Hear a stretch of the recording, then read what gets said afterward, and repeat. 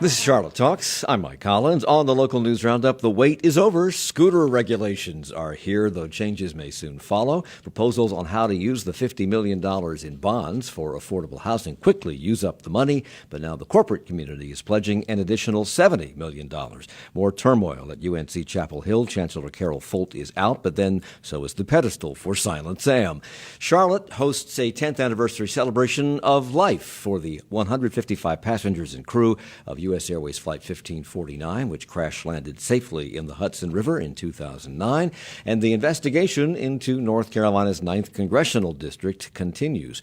Our roundtable of reporters is ready to detail those stories and others, and those reporters include David Borax from WFAE News. Good morning. Welcome Hello, back. Mike. Mary C. Curtis is here, columnist for Roll Call and a contributor to WCCB TV. Good Welcome. morning. Good morning. Joe Bruno returns. He's a reporter for WSOC TV, Channel 9 Eyewitness News. Good morning. Good morning. And Eric Spanberg is back. He's the managing editor of the Charlotte Business Journal. Wait, who's managing the editing right now? Things get better when I'm away. You Things get better when I'm away. You better get back because a participle might get misplaced. You never know. All right, before the new year, the city council was going to wait for the state to regulate scooters. Then they decided maybe not. This week they approved new rules, but only after a long debate.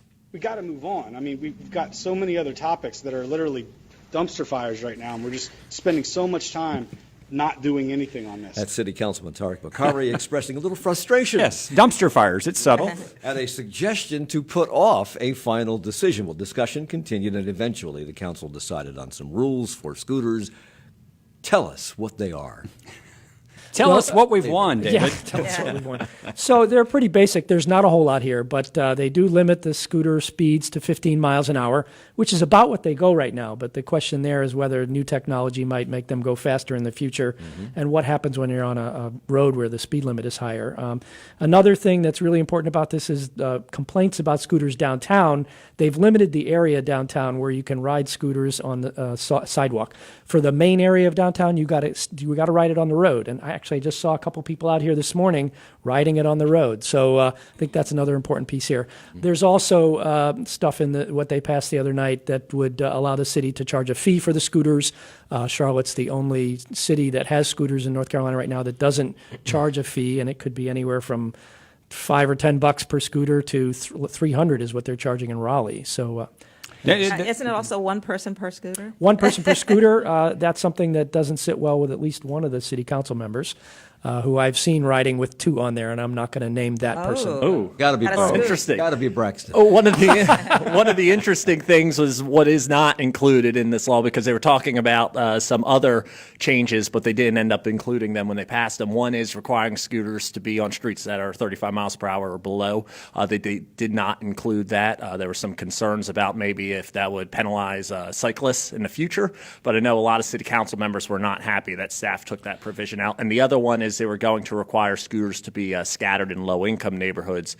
They took that out and they changed the language and said we want them placed near transit stops. So they have put restrictions on riding on sidewalks in a certain area of Uptown, and it's bordered, I think, by this street outside our window. 7th Street, is it College and Church?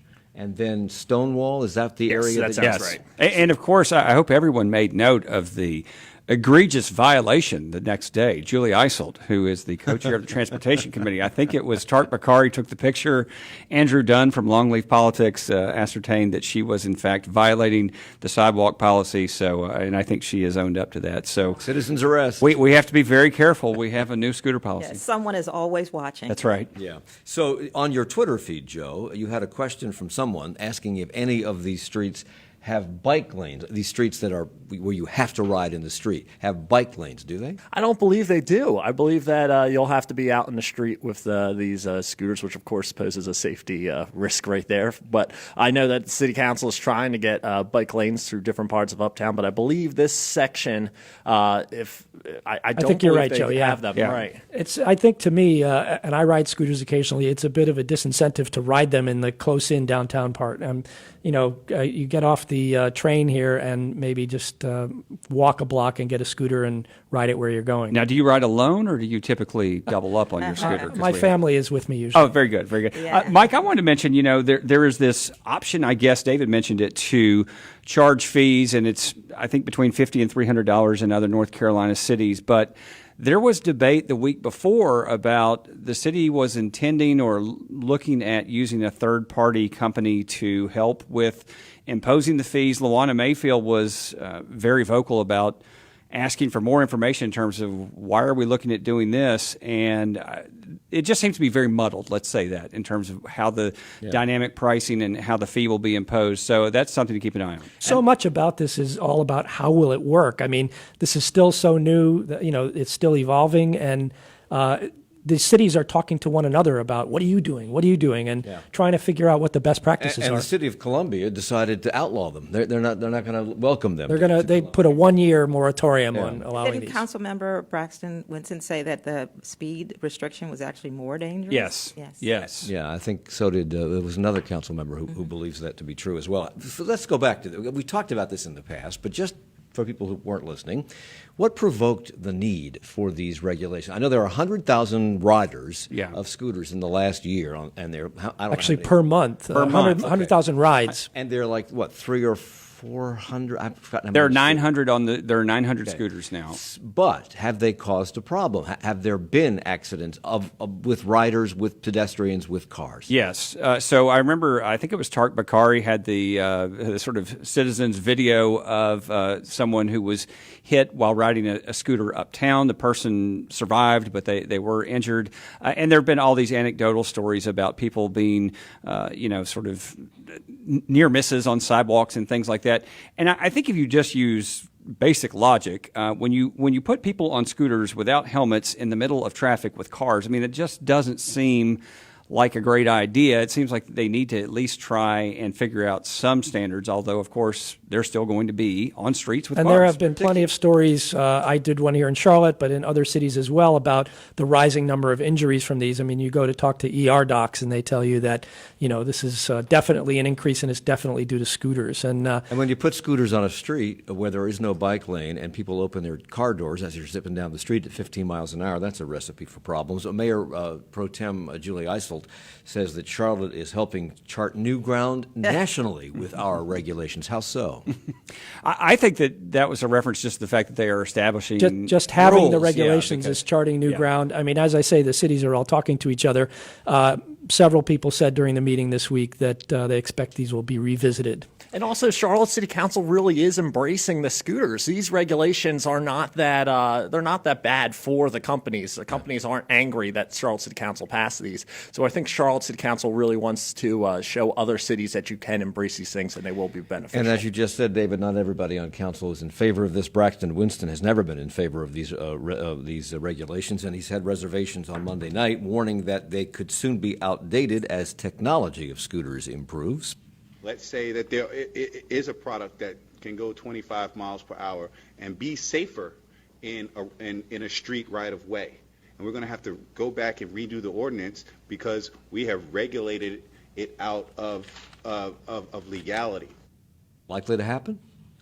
They will definitely be back looking at Oh, this they as did. things evolve. I thought Ed Driggs made a good point, which he said this whole thing is arbitrary, referring to, there is Aren't all rules? well, yeah, but particularly in this case, because in many instances there's just a lack of data available. I mean, how many people are riding, but we don't really have. I didn't see many statistics presented in terms of injuries, all those kinds of That's things. why I keep asking. Yeah. Because I read the paper every day. I listen to us every day. I watch TV news. I haven't seen a lot of stories about people dying, being majorly injured, about automobile drivers complaining about.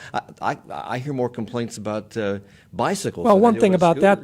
though, is that we don't cover traffic accidents, at least not at my. Channel 9 I does. do. I will say, Channel 9 representative here. I did cover one scooter accident. If the lights are flashing blue, they're there. As someone who's spent a lot of time near flashing blue lights for traffic accidents, I will say I've covered at least one incident involving a scooter, but it was minor injuries. That person ended up being okay. And I do know that that we did cover last year, at least one fatality, but that was not on a scooter. That was on one of the bikes. So Luana Mayfield, Braxton Winston, and Matt Newton opposed this. What were Mayfield and Newton's objections? Well, I think in the case, I mentioned Luana Mayfield earlier, she has been concerned that the city staff is presenting all of this in what she calls a pro-scooter perspective. So she thinks there is a lack of context of the downside to various aspects of these scooters. Braxton Winston, as you mentioned, is very much in favor of scooters. He just doesn't think that the regulations work. David, Joe, anybody know what Matt Newton's? I can't remember what Matt I can't Newton's, remember him commenting on it. Yeah, I don't remember him saying much. So very quickly, when do these regulations go into effect, and what entity enforces them?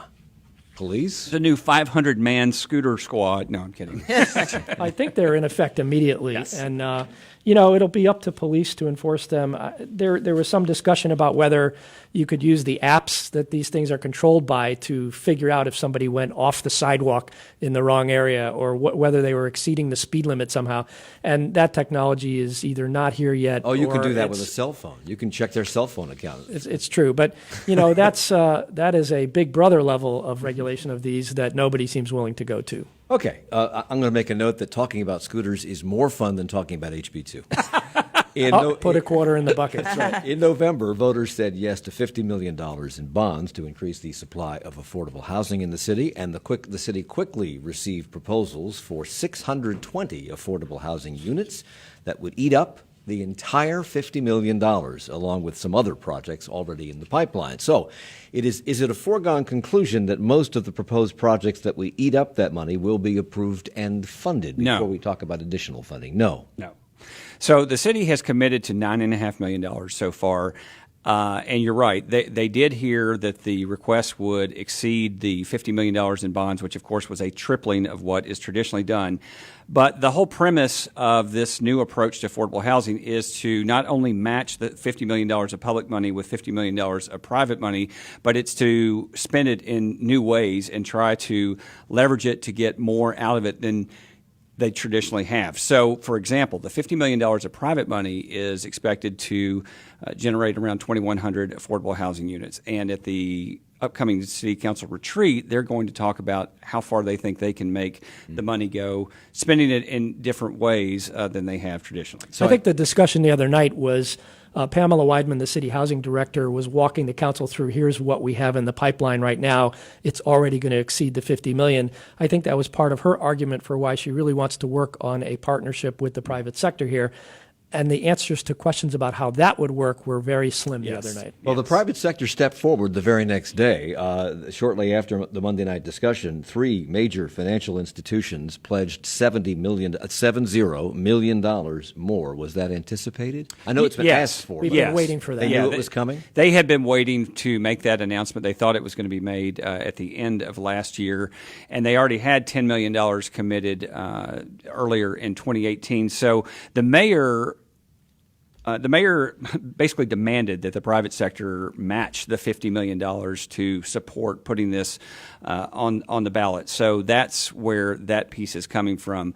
But the private sector is trying to raise $50 million in essentially grant money, and they have $21 million of that. The other money is coming for different aspects. We'll talk some more about where this $70 million is coming from and how it's going to be allocated. That was Eric Spanberg from the Business Journal. Joe Bruno is here from WSSC-TV. Mary C. Curtis from Roll Call. David Borax from WFAE News. And we will continue our conversation about affordable housing, about the early budgeting trial balloon at Mecklenburg County, about ICE arrests at the courthouse, and more on Charlotte Talks.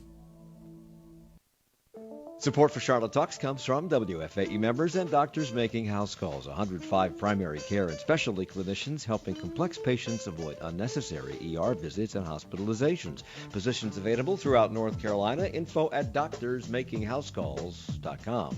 And Mecklenburg County announcing new real estate values for home, land, and commercial property in Mecklenburg County. Available in the mail and online in late January. This is not a tax bill. Info at mecreval.com. college.com. Well, college is supposed to be a place where ideas are explored, but today, some see campuses as battlegrounds, testing free speech. People on both the left and right have been shouted down, even had speaking events canceled.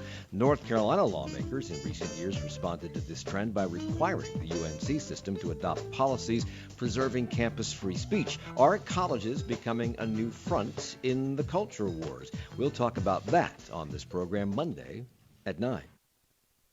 The government shutdown continues with no end in sight. Teachers take a stand in Los Angeles, and Republicans say they won't stand for Steve King's racist remarks anymore. We round up the week's news. That's next time on 1A. The roundup of the week's news continues with 1A right after Charlotte Talks. Here on listener-funded 90.7 WFAE, Charlotte's NPR news source.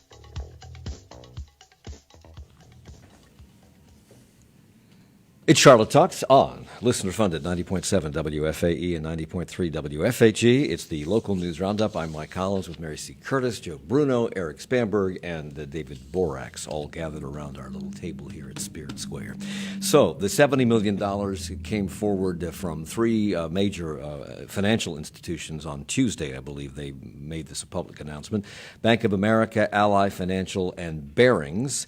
They pledged a combined $70.75 million through a series of initiatives. How are they breaking this down? Well, the biggest piece is This is for affordable housing. This is for affordable housing. The biggest piece is $50 million that will go toward lower. Excuse me, there's a scooter on the side. Oh, I'm sorry. Somebody make an arrest. Where was I? Oh, the $50 million of lower interest loans to help build affordable housing so that you can bring the rent prices down, obviously. So that's $50 million over 15 years. And as I mentioned earlier, $11 million of the total is going toward what they call the grant debt equity, which is the fund that will match the $50 million of public money. So they're about halfway to their $50 million goal, but they have these other pots of money, Mike, that they're using to try and lower interest rates and help with other agencies. Will this encourage other businesses and or financial institutions to step That is the hope here. Yeah. I mean, this is like a capital campaign by a nonprofit institution. You know, they had Wells Fargo make the early announcement, and then Bank of America and others come in right now. There's one other piece in here which I find really interesting. There's $7 million of land being donated uptown by Bank of America. One of them is right here outside of our studio. The other one is a little bit farther up North Tryon Street. There really isn't any affordable housing uptown right now, and there is an effort in this to try and make sure that that happens. You know, why shouldn't the people who serve your coffee or your sandwich every day have a place to live uptown in addition to all the other workers that live here? And one thing to mention, Mike, I'm sorry, just interrupt real quick, Mary. They're also bringing in a national nonprofit to kind of manage this process, go through the strategy, and things like land donation are a new part of the approach that the city is taking. Eric. No, I was just going to say that a big challenge is that the need is so great. So all of this is needed, and they need the public-private partnership. But even the few units they're going to do will not really. We need 24,000 units of affordable housing, and then there's also the debates of where can these things be built. They don't want low-income housing to be concentrated in certain areas, so you'll have pockets of poverty, and they've loosened that regulation somewhat. So that's another debate. And also the folks who are eligible. What is considered low income? Folks making 50% of the median income. We have a great need for folks who are making 30% and less and are using an incredible amount of their income for housing. So it's a very complicated proposition, and they really, no matter what they are going to do, there's going to be that great a need. David. Mary, you talked about location of these things, and another thing the council approved this week was a change in their policy on that. In the past, they have tried to steer it all over the city and keep it from being concentrated in certain areas. But one of the things they've discovered is that some of the areas that were previously off limits actually need affordable housing now. I did a story this week about the West End neighborhood, Seversville, Smallwood, Biddleville area. And those have changed dramatically over the last 10 years to the point now where you can't get a house for under $400,000 there, and there's very little low-income apartments there. So that's an area where this is actually needed, which previously was off limits. Oh, yeah, these close-in neighborhoods like Cherry, who has become, gentrified, and the folks who grew up there can't stay there. We'll be focusing on Cherry on Monday. So Bank of America CEO Brian Moynihan has said these institutions and the city working together is a great model for other cities addressing similar issues. Is Bank of America involved in this kind of an effort in other cities? Do we know? I think that they're trying to get involved in other cities. It's interesting. Charlotte obviously had a pretty good week with these announcements, but then Microsoft kind of blew things out of the water with a $500 million donation over 3 years in Seattle. So this is something, and Brian Moynihan said this is going on in cities all across the country. Mike, is it cheaper for these companies to kick in this kind of money to build affordable housing than it is to raise incomes so people can afford the housing that's already there? I mean, that sounds like that is a cosmic question. That's a question. But seriously, we know about wage stagnation, and there people are being priced out because their wages haven't risen. Is it cheaper to just kick in some money to build affordable housing than it is to raise I'm not sure that's salaries? really what's at issue here. I mean, I think Bank of America was one of the first companies to raise everybody to $15 that wasn't already there, and Okay. I think the banks are in other cities doing the same things. I mean, Wells Fargo has made announcements all over the country as well. So. But Mike, let me go back just for a second. There's three numbers I want to mention real quick. Last 30 years, home values up 36%, rental rates up 24%, average median income up 4%. Yep. So that's the problem. That's what you're getting at right there. That's in Charlotte. Those numbers are for Charlotte. So Barings Chairman and Chief Executive Tom Fink said that this is just a first step. He said that while this investment is significant, there is more work to be done to make affordable housing achievable and sustainable in Charlotte. Why are these businesses interested at all in this? Why do they care? Well, I think there are a number of things. I mean, peer pressure is important. You mentioned, are they trying to get the other companies to do this? Michael Marzicano from the Foundation for the Carolinas is spearheading this. He's pretty influential. But also, they recognize that this is unsustainable. Think of all the problems that come with not being able to give people secure housing, because it's not just people who literally don't have housing. It's also people who are under so much financial pressure. That is, they're spending more than 30%, much more than 30% of their monthly income on housing. And so then other things fall apart, healthcare, nutrition, all those things, and it leads to all these other societal problems. And you can be sure they're looking at other big cities that are having these problems in crisis mode. Go to cities like San Francisco, where people who are working are homeless. Right. And they see, as we grow, they want to keep us, as you say, Eric, to have a healthy city. Back to your point, Mike, about incomes are really an issue here.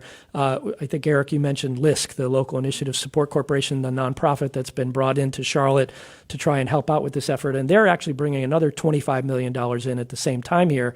And this week we got a little more clarity on what they're going to spend that on. Some of that may go for housing, but some of it is also going to programs that are designed to increase economic mobility. And so they want to try and work on that issue as well. So this injection of money from the business community, the $70 million that came in, is the second leg of a three-legged stool. The first leg was the $50 million bond issue for affordable housing. The third leg is the money that the mayor has asked the faith community to come forward with, and that's another $50 million. Do we know if any progress has been made on that front? Hugh McCall mentioned at the event on former Bank of America CEO Hugh McCall mentioned at the event the other day something that his church is doing for 200 units, I think, of affordable housing. We don't have any hard numbers on that. I think one thing that will be interesting to watch, Mike, we were talking earlier about donating land. One of the things that is being closely looked at is the fact that churches own a lot of land in Charlotte, and that is tax-free land. And so I think there is a forthcoming push to see how much land might be donated by churches. So, Joe, you covered the trial balloon at the Mecklenburg County Commission. They did something for the first time. They decided to hold a public hearing about the budget before the county manager does the budget. How novel! To find out what people thought were the priorities for the people, and it turns out that one of the priorities is parks. Yeah, a lot of people want parks. Parks was definitely a dominating topic. One of the groups that spoke was the Parks Commission, and they were asking for the 2008 bond-approved parks to finally, get the construction rolling on those, more than a decade later here. They said that there are at least 6 projects that need additional funding so they can kickstart the work there. And there was an article in the paper about this morning, and it talked about how the parks have never recovered from the recession, where they laid off an enormous number of people and cut the budget a lot. The budget pretty much has recovered.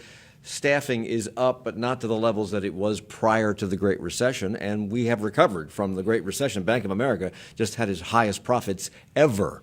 Well, and remember, I think everyone around this table will remember, is that the Trust for Public Lands has put Charlotte at or near the bottom for the past 5 years in terms of access to parks.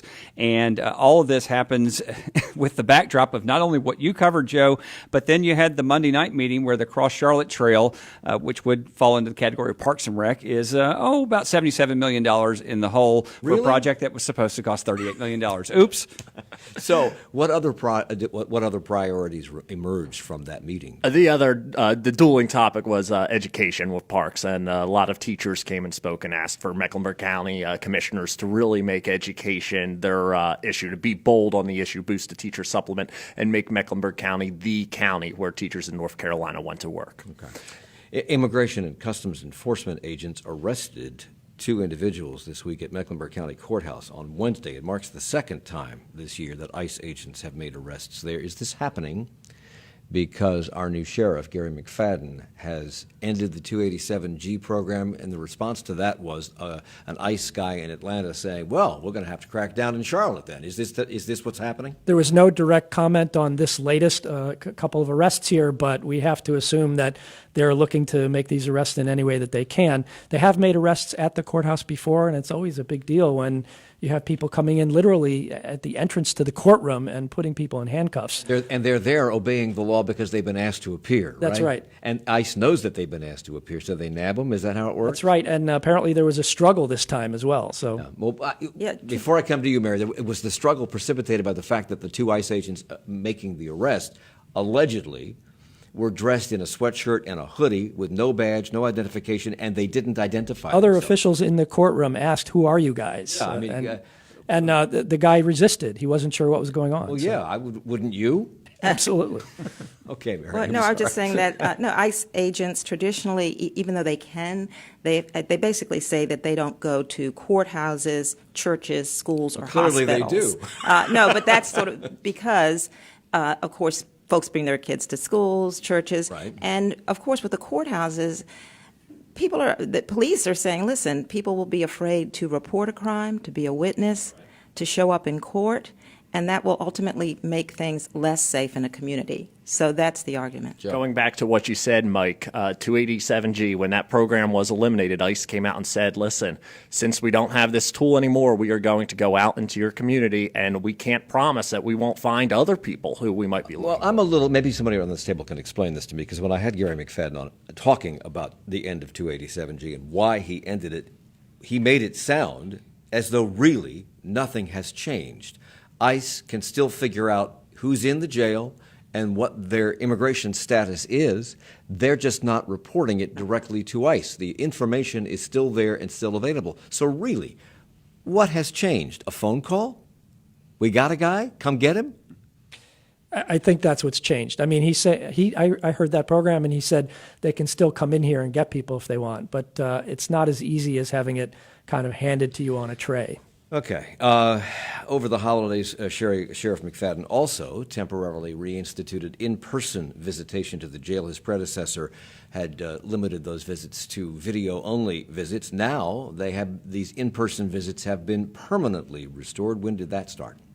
David? I think just this past week, and now inmates at the jail can get an in-person visit once a week, and they can do a video call once a week for free. And that was one of the pledges he made when he was running, and it was pretty basic, and I think people that was one of the reasons why people voted for him. The argument is that prisoners tend to get in less trouble, be more motivated for good behavior if they can have in-person visits. Basically connects them to society. Right. And he's had several of these promises that he's kept, not putting teens in solitary confinement, 287G and this one, the video calls. And as you say, David, I think this was a part of the platform. Yeah, everything the sheriff said he was going to do, he has done to this point.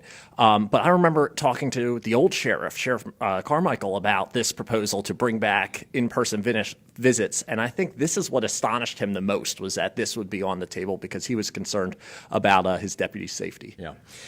Construction. I moved here in 1985. Construction on the I-77 toll lanes has been going on I-77 through Charlotte. It's been going on since then, I got to tell you. But I-77 toll lane construction has been going on for quite a while now, and recently people have begun to complain about how dangerous the stretch of the interstate has become. How many accidents, near accidents, or other problems have been caused by toll lane construction? Does anybody know? There was a statistic included in a safety report that I did a story on this week that said that the crashes shot up 88% since the construction started. That needs a little vetting, but it does seem like whose statistic was that? That was from a activist, a toll lane opponent. Yeah. But I was making light of the fact that highway has been under construction since the beginning of time. But all highways are constantly under construction everywhere in the country. If they don't have them under construction, then they're going to crumble and fall away. So why is this project any more dangerous than any other highway? These complaints started the day the construction started is that 3 because years ago. The reason for the construction is unpopular? Yes. That is absolutely I it, think Mike. that's a big factor. But, there is something here. I mean, there's been some egregious examples of metal chunks in the road flying up and breaking windshields and people running into the barriers. And, part of the issue also is we're still driving too fast in the middle of a construction project, but that's another issue. But even, I think, if you look at it anecdotally to an extent, anyone who's driven that stretch, it's a little dicey, and it is difficult at night. I saw the report that you did, Joe, talking about how treacherous it can be at night, and I agree with that. Yeah, there have been examples where they've not repainted the lanes in a timely manner, so you really don't know where you are. They call them ghost lanes. And there was one big example of 77 north onto 85 where for about a week you really couldn't tell which lane you were supposed to be in. It's still like that. I drove up to Mooresville exit 36, and there are lanes all over the place. The old lanes are still there. There are remnants of the past lanes still there. You don't know where you're supposed to drive. Is that unusual? When they're going to shift the lane patterns, do they black out the old lanes and put in new lane markers? Is this unusual that they haven't done that here? And if so, why haven't they done it? That's a good question. Typically, I feel like they pave over the old lanes and it just looks like normal pavement. But here they kind of, they tore it up and you could still see some of the lines. So you reported on Michelle Ferlotto, founder of the Lake Norman Transportation Safety Partnership, complaining about this to the North Carolina Department of Transportation. Is this a new interest group? She has been around for a while. She's been a vocal toll opponent. She was the one who actually discovered all of the chunks of metal that were being uprooted on the highway and flying into people's vehicles. So she has made some pretty bombshell discoveries before. But she basically compiled all of these issues, like, there's no lights on the interstate to every time it rains, the interstate floods. And she composed an email to NCDOT, sent it to James Trogdon, the NCDOT secretary. Before this group was formed, they actually filed some complaints, and they got a response from the DOT, which was an investigation and some pledges of some fixes for that, and here we are again. Right. Well, and some of this, Mike, predates the toll lanes. Remember when Pat McCrory was mayor? I know you do. He complained about the lack of lights on that interstate for, I think, all 14 years he was mayor, and nothing ever happened. Well, North Carolina needs to be embarrassed by the state of its roads when you compare it to South Carolina and Virginia. We just need to be embarrassed because if you cross the state line in either direction, the roads are incredibly better. Yeah. And it's been this way in North Carolina since the beginning of the automobile. No, seriously, because Do you remember? No, but I know that the longtime morning guy at WBT was on a campaign for roads, as was one of the governors back in the 1930s. And we're still having the same problems. When we come back, coal ash rears its ugly head. And we'll get an update on another of our favorite topics, the 9th Congressional District. Buckle up. It's going to be a bumpy ride, highways or not. It's Charlotte Talks on WFAE. Support for Charlotte Talks comes from WFAE members and Catawba College Salisbury, dedicated to inspiring students to transform ideas about what's possible, working to prepare students for a fulfilling life in a place where all can belong. Catawba.edu. And UNC Healthcare, dedicated to engineering and delivering CART immunotherapy, a treatment that supercharges one's own cells to fight cancer. More at unclineberger.org/immunotherapy. Well, the roundup of the week's news continues on 1A in 20 minutes with a look at the top stories from around the nation. The government shutdown, now the longest in history, continues. An update about the far-reaching effects of that shutdown around the nation. And then a look at the president's pick for Attorney General William Barr.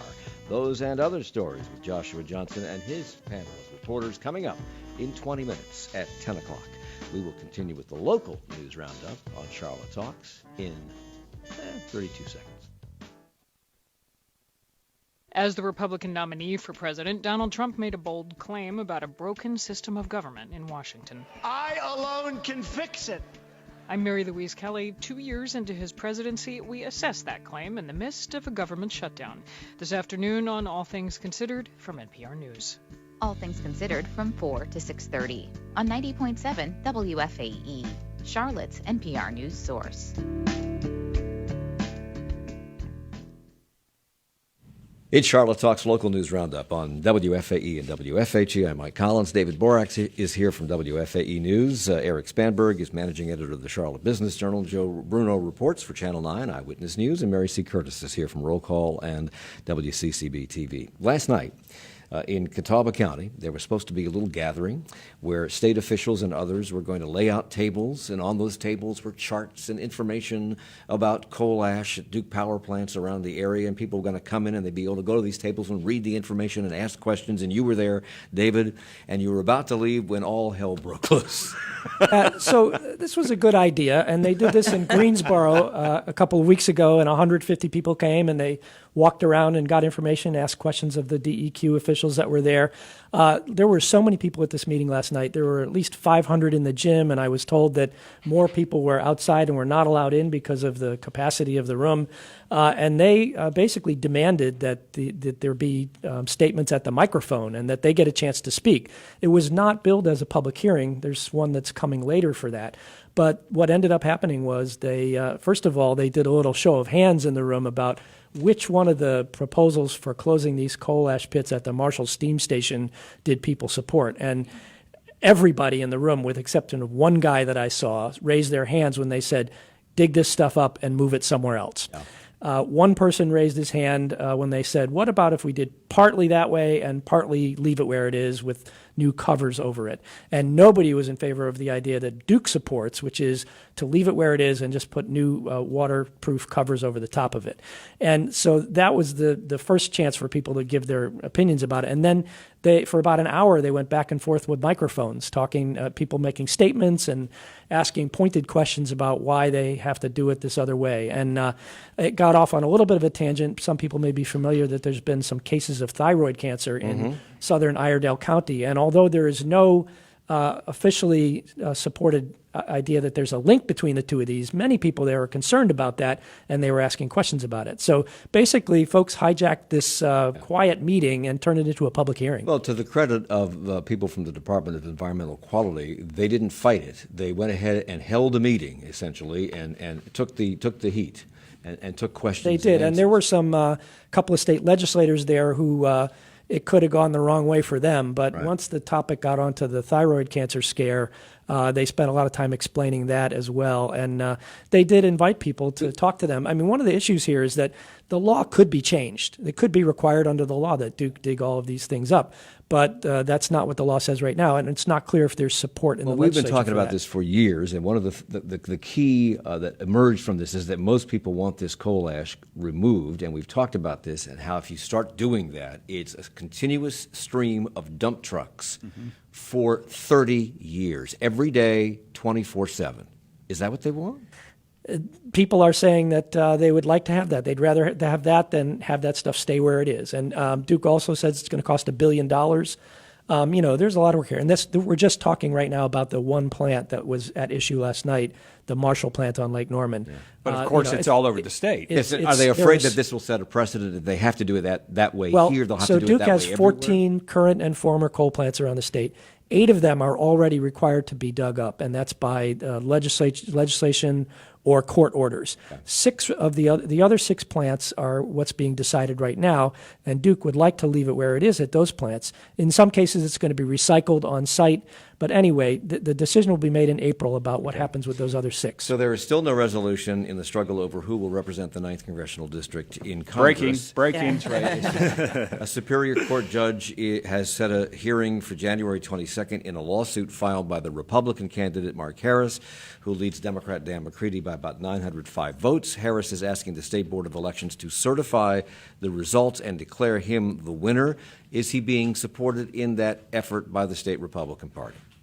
Today he is. Okay. Yes, I mean... Well, you bring up an interesting point because prior to the holidays, Dallas Woodhouse, who is the executive director of the state Republican Party, held a press conference in which he spoke for the party and for its chairman, Robin Hayes, saying that irregularities needed to be investigated and new elections, including a primary, needed to be held. Now, Robin Hayes, the chairman of the party, says there is no evidence that any irregularities would have changed the outcome, and the state GOP is now accusing former Democratic chairman of the Board of Elections of potential collusion, we've talked about this before, of a Democrat in Bladen County. Why this change in direction on the part of the Republican Party, who seem to be bending over backwards and stumbling all over themselves to have a new election? Well, one thing that happened, and I'm going to turn this over to Joe very quickly because he is much more of an expert on this than I am, but one thing that happened was, as you remember, in December, Mark Harris said at one point that he was not getting support from the Republican Party the way that Dan McCready was from the Democrats, and he's getting support from the Democratic Party. No, really? Dan McCready is getting support. I've heard nothing from the Democratic Party. I have a feeling some of those lawyers that he's got working for him have pretty close ties to the Democratic Party, but. From that moment on, the tenor really changed when it came to Dallas Woodhouse and Robin Hayes. 3 things at play here. Harris at first was pretty silent on the issues. He wasn't allowed to talk. He wasn't allowed to defend himself while he was getting an attorney and preparing for this. Another thing is Dallas has said if there was evidence of wrongdoing or evidence of, a outcome changing thing here, it would have come out by now, which people would argue, the state board is still investigating. We should let this play out. But that is one of his claims here. The other thing is he got a lot of heat from Republicans. This whole ordeal has torn apart the Republican Party with people who are very pro-Harris and people who think that the investigation should play out. But a lot of the pro-Harris supporters have been attacking the party leadership. Not to bring in technicalities here, but there actually isn't an election board right now that could actually decide this election. That's a small problem, David. A small problem. I was going to ask about that because this week, the North Carolina Board of Elections, which doesn't exist, said in a court filing this week that it can't declare Mark Harris the winner over Dan McCready until a new board is seated. So who is speaking for the non-existent board? The staff. The staff is speaking for them. There's a board. They're just aren't even members. The staff is still doing the investigation. I want to race through this. So we've talked about this ad nauseum. So could the courts make a decision before the board is constituted? That's what Harris is hoping for. He's hoping that since all of the local counties have certified the race and no protests were filed, that the court will order the executive director. But Democrats in the House of Representatives have said they will not seat anybody until the election is certified. Would that be considered a certification for the court to say you won? When I asked Harris's attorney about that, he said, we'll deal with the House of Representatives when we get there. Also, Dan McCready, who hadn't been saying much, is talking a lot right now and saying basically, no, the fact that there's a taint on the election is a problem. And also, we don't know how many absentee ballots might have been thrown out. So this whole argument that it wouldn't have changed the outcome doesn't hold water. And the top Democrat in the House Administration Committee, California Democrat Zoe Lofgren, has is monitoring this investigation and has told State Elections Board to preserve and protect all of their documentation on their investigation. So is it likely that this House committee will do its own investigation no matter what the court says? Yes. Yeah. So The problem, or I guess the situation we have here, Mike, is that we have three different tracks. We have the legal track, we have the reconstituted board whenever they come around, and then we have what Congress is going to do. So get a big jar so that we can put money in here. That does not include any tracks yet to be decided. So the government shutdown continues, and now local news outlets around the country are reporting on the impact outside of the D.C. area. Here in this region, about 17,000 people are affected and not getting a paycheck. Spectrum News spoke with a woman named Rachel Brummert. She is one of those people, an FDA employee living in Charlotte.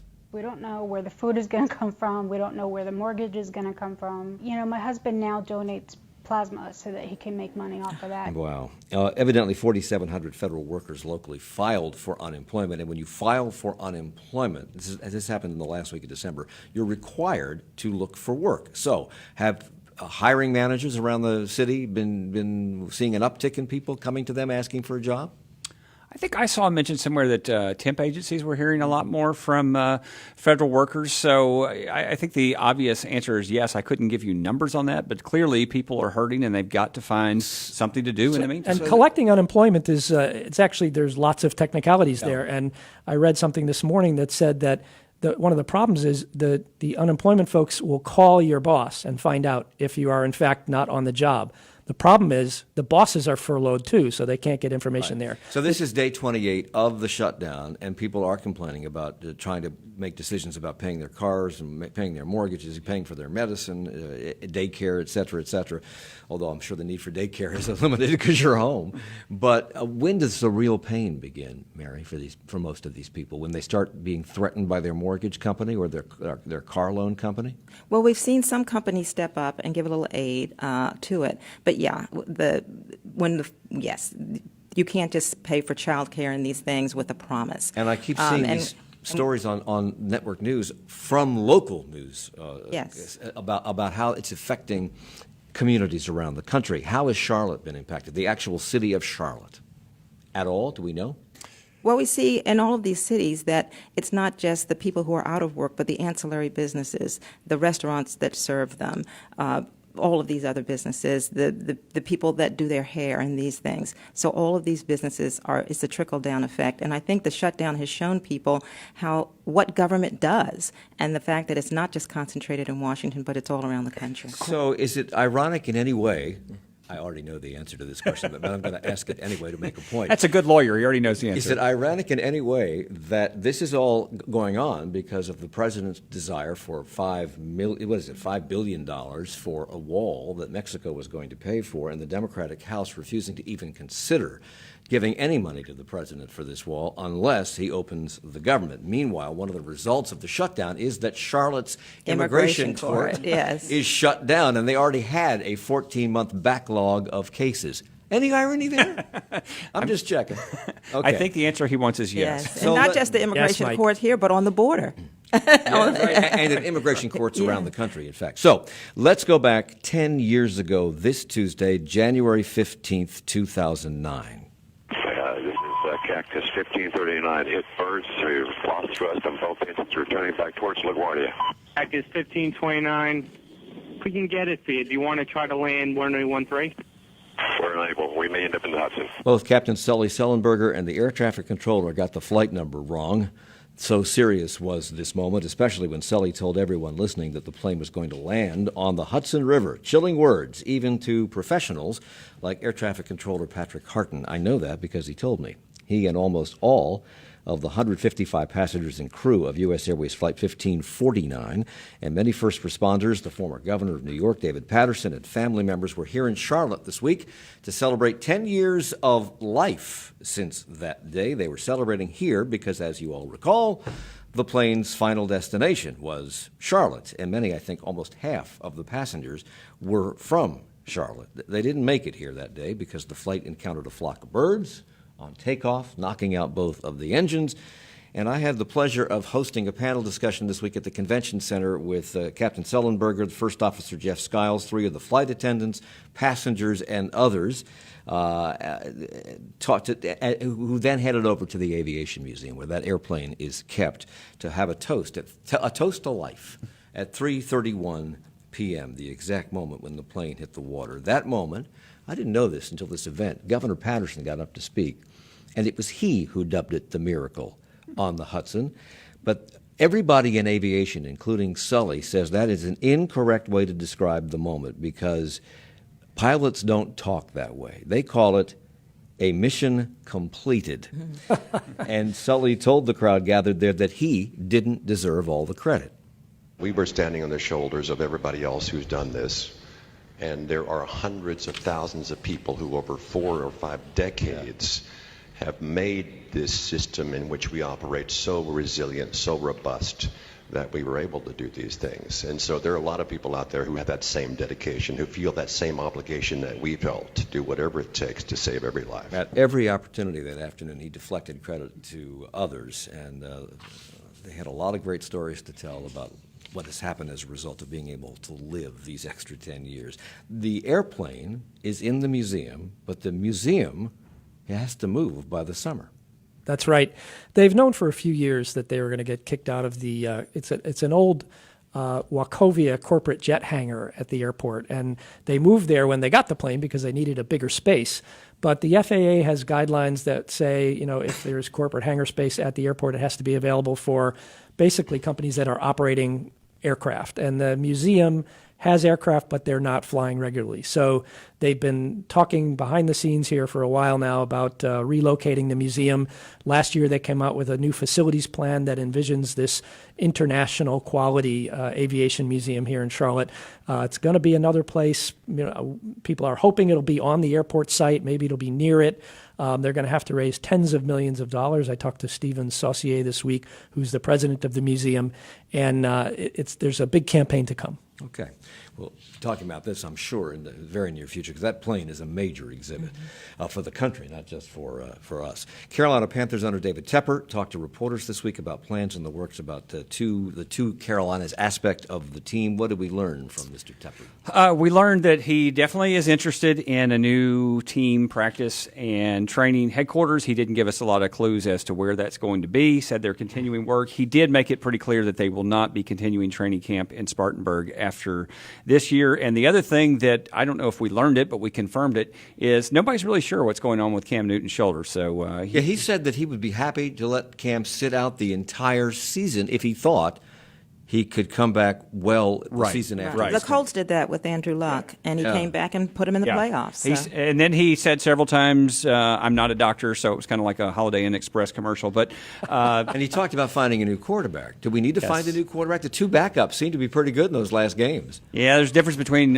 spot duty and the full season. And he needs to have a line to protect the quarterback. Right? He also talked about continuing discussions with Major League Soccer about bringing an expansion club to Charlotte that he and the Panthers would own and which would share the stadium. Is this new news? Did we know this before? He had been talking about it, but he confirmed that they're very serious about it. I would expect it to happen, and I know you're out of time. I am out of time. You can hear the band. Eric Spanberg from the Charlotte Business Journal, Joe Bruno from Channel 9, Mary C. Curtis from Roll Call, David Borax from WFAE News. Thank you all for the hour.